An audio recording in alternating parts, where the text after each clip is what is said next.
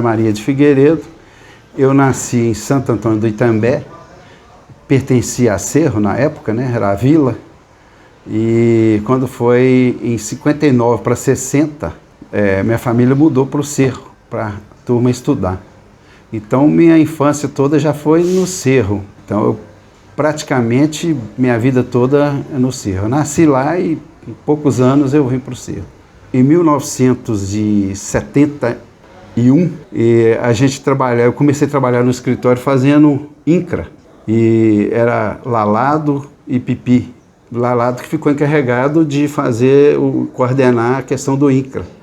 Aí eu comecei fazendo INCRA, de lá aí eu comecei a trabalhar com Pipi e Lalado. Aí eu fui até 1976, quando fui para Belo Horizonte para estudar. Lá eu trabalhei por volta de 6 a 7 anos e voltei para o escritório de Pipi ainda. Ele estava com uma certa dificuldade, o escritório passando por uma crise, e ele me fez uma proposta e eu aceitei. E fizemos uma sociedade que foi registrada a partir de 1981. O escritório já era um escritório antigo, com muito cliente. Pipi, Vicente de Oliveira Neto, né? Ele adquiriu o escritório de um tal de senhor Geraldo, que era contador aqui na época. E ele passou o escritório para Pipi e se mudou para Peçanha. Aí começou o escritório aqui. Pipi comentava comigo que o irmão dele, Chiquinho, foi um dos primeiros funcionários do escritório. Depois teve Lúcia, de Pedro Quiabo, Benedito, né? Benedito Lucas Pinto. Depois, aí veio a turma, que era eu, Noraldino, Garcindo, Madalena. E aí foi a época do período de 72 até 78. Quando eu voltei, nós reorganizamos o escritório. Conseguimos fazer um desenvolvimento. Nós temos clientes desde essa época, tipo seu Samuel, que hoje é com Augusto, seu Antônio, que hoje é Ari, Noquinha, da churrascaria Vila do Príncipe, que é o restaurante Vila do Príncipe, era um dos clientes mais antigos, seu Joaquim Gomes. Em Serra Azul nós tínhamos Geraldo Gomes, Nonô Sabino, Mário Cabaça, eram todos clientes daquela época. Em Itambé, nós tínhamos vários clientes também. Casa Itambé, Omar Geraldo Duarte, que foi prefeito. Zé Januário Duarte, que é Nozinho, que foi prefeito lá também. Seu Aristides. Até hoje nós temos ainda, nós atendemos Serra Azul, Itambé e alguns clientes também de Alvorada. Temos alguns clientes ainda hoje em Gouveia, temos cliente em Itamarandiba, temos cliente até em Capelinha. Então o escritório desenvolveu, por curiosidade, o primeiro computador que realmente entrou no Cerro foi a Real Contabilidade que trouxe. Em 1988, por aí, nem o Banco do Brasil tinha computador. Foi uma informatização lenta, mas constante, que até hoje a gente tem um escritório já bem informatizado. Outro fato importante da Real Contabilidade foi quando nós adquirimos o prédio. Esse andar onde é a Real Contabilidade pertence à Real Contabilidade. Nós adquirimos parte do Banco do Brasil. O Banco do Brasil colocou em leilão e nós arrematamos. Isso aí, nesse período, o seu Vicente, que é o Pipi, já tinha falecido. Já havia falecido. E a Aline já tinha vindo, né? Juntamente com Zé de Ávila, onde nós compramos a parte que hoje pertence ao escritório. Há uns 10 anos atrás, nós recebemos um oxigênio novo, que é o Luiz Augusto, que é meu filho. Ele é contador, auditor, e que vem trazendo um desenvolvimento muito grande para a gente, um conhecimento muito grande. Antes também, Zé de Ávila entrou e acabou entrando na sociedade e reforçando muito o nosso time e prestando um belo serviço. Bom, meu nome é José de Ávila Pimenta, eu sou nascido aqui no Cerro mesmo, minha família vivia na roça. Aí quando meus irmãos mais velhos chegaram à idade de ir para a escola, aí meu pai comprou uma casa no Cerro, viemos para cá e a gente estudou. Eu fiz o curso técnico aqui no Cerro, inclusive o Zé Maria foi professor meu. E foi lá que ele me encontrou. na sala de aula, a gente tinha uma participação razoável, e assim que apareceu uma vaga no escritório, eu formei o curso técnico em dezembro de 1985, quando foi em outubro de 1985 ele me convidou para trabalhar com ele, fazer parte do quadro do escritório para substituir uma funcionária que ia deixar o escritório. Em 1987 ele mesmo me indicou para fazer a escrita da Cooperativa do Cerro, fiquei lá até 89, foi quando o presidente resolveu pagar um escritório para fazer a escrita, que ficava mais em conta, e coincidentemente trouxe a escrita aqui para esse escritório e eu vim também de volta para o escritório em 87. Fiquei novamente até 90, quando foi em 1990 eu recebi um convite para ir para São José dos Campos, fui, fiquei lá 1 ano e meio, em janeiro de 92 eu voltei, e aí eu já voltei com a proposta de sociedade.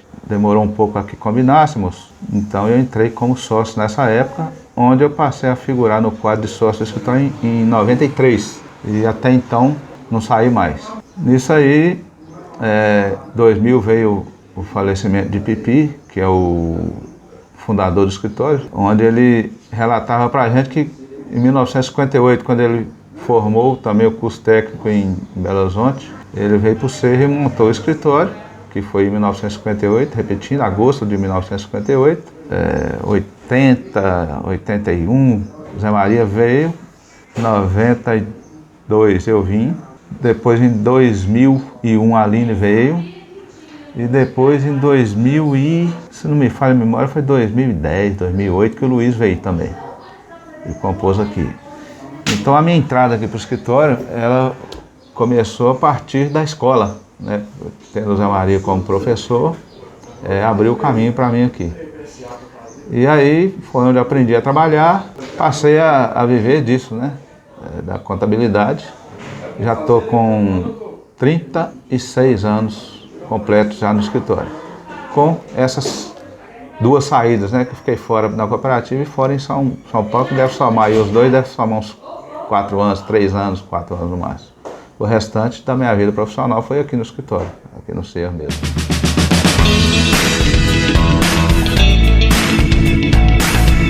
Eu sou Aline Maria da Cunha Oliveira, filha de Dilma e de Pipi. Pipi, que Vicente Oliveira Neto, né, mas conhecido por Pipi, em 1958 resolveu abrir o escritório de contabilidade aqui no Cerro. Ele tinha ido estudar em Belo Horizonte, fez o curso técnico em Belo Horizonte e retornou ao Cerro. E aí decidiu abrir o escritório, né, aqui, e foi quando a história da Real Contabilidade se iniciou. Quando foi em 2002, o banco resolveu colocar à venda alguns imóveis e aí abriu uma concorrência. E para que fosse arrematada a parte de cima aqui do prédio, né? E o Zé Maria chegou com essa novidade lá para a gente falou, nossa, pesado, será que a gente dá conta? Mas como tinha condições, a gente falou, vamos entrar com uma proposta. E para nossa alegria, a nossa proposta foi aprovada e a gente hoje funciona aqui na sede própria, né? Que é o prédio em cima do Banco do Brasil. A minha história com o escritório começou, em 2000, né, com o falecimento do meu pai, a gente tinha que resolver o que seria feito com as cotas do escritório, a parte que pertencia a ele. E aí o meu tio João, que era o advogado que estava fazendo o inventário, eu estava morando em Belo Horizonte, e já tinha feito o curso de Ciências Contábeis e estava numa empresa. E estava até com um crescimento bom dentro da empresa, estava engrenando. E aí meu tio chegou e falou, olha, a gente tem que resolver, né? Porque como a doença e a morte dele foi uma coisa muito rápida, a gente, né, foi muito rápido, assim, até para a gente programar alguma coisa. Então meu tio foi e falou, olha, tem que resolver o que vai fazer com as cotas. Eu já conversei com o Zé Maria e o Zé de Ávila e eles aprovam a continuidade da sociedade com um dos herdeiros. né, que tenham capacidade técnica para a área. Bom, a minha irmã mais velha, Suzana, ela está na área de educação. E o meu irmão mais novo, Paulo José, estava fazendo faculdade de música. Então, nenhum dos dois, né, estavam nessa área. Então, para eles não havia interesse para eles e nem condições deles assumirem o escritório. E então ficou entre Danilo e eu. O Danilo também estava na área contábil, mas ele também morando em Belo Horizonte, iniciando um escritório para ele lá, que ele já havia trabalhado anos como funcionário em escritórios de contabilidade. Há pouco tempo, não me lembro quanto tempo, mas da morte do meu pai, tinha pouquíssimo tempo que ele tinha iniciado o escritório dele. Então, e ele com família, esposa, empregada, trabalhando e com um filho pequeno. Então, para ele retornar, seria muito mais complexo do que para mim, que era solteira e que podia tentar assumir, tentar continuar com esse legado do meu pai. Não foi uma decisão fácil, porque eu estava encaminhada para continuar minha carreira lá. E resolvi voltar na intenção de não deixar que o nome do meu pai morresse ou que o sonho dele se evaporasse.